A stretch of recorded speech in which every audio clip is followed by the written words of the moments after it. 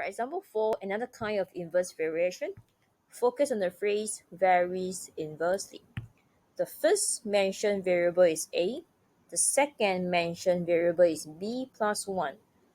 The first thing I do is to form an equation. A equals to constant over b plus 1. Always find a constant, okay?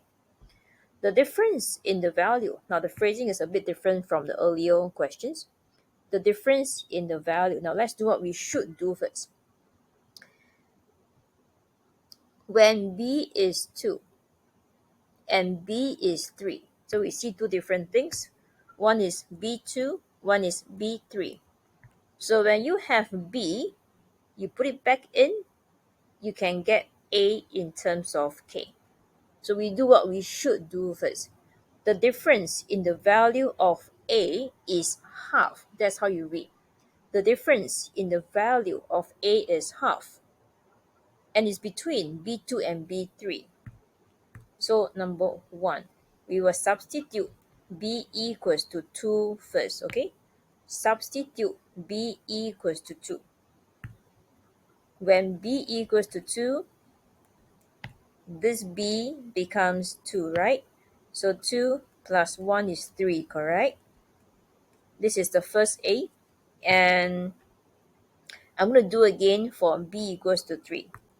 So second one is when b equals to 3.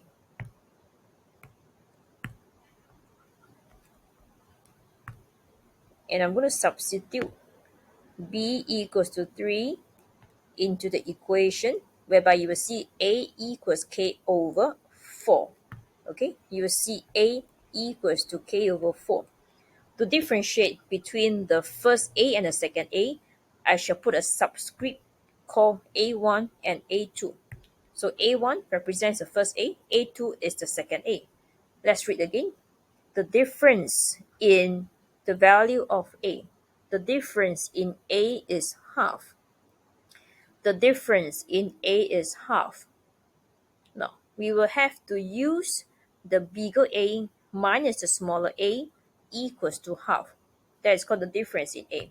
Now, difference in a can be a1 minus a2, or it can be a2 minus a1. You just have to use the bigger one minus the smaller one. Okay? Now, 4 is bigger than 3. If the denominator is bigger, the whole fraction is smaller. That's your primary school concept. If you compare 3 and 4, 4 is bigger, the whole fraction is smaller. Which means that a over 3 is a bigger value. So k over 3 is a bigger value than k over 4. So I would say that k over 3 minus k over 4 equals to half. Now the press calculator is very simple. You just press 1 over 3 minus 1 over 12. Press into a calculator. That's a faster way.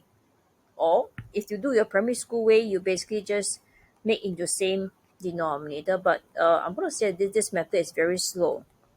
The faster way is to press calculator 1 over 3 minus 1 over 4, get 1 over 12. That's a faster way if you are receptive to it. Otherwise, just go do your primary school way to make the same denominator. Now, I'm going to find k. As usual, you always find k. Always find k. So bring a 12 over. Effectively, I'm going to multiply 12 on both sides. When I multiply 12 on both sides and I do slowly, it's a half times 12. Okay, half times 12 is 6. Finally, I found 6.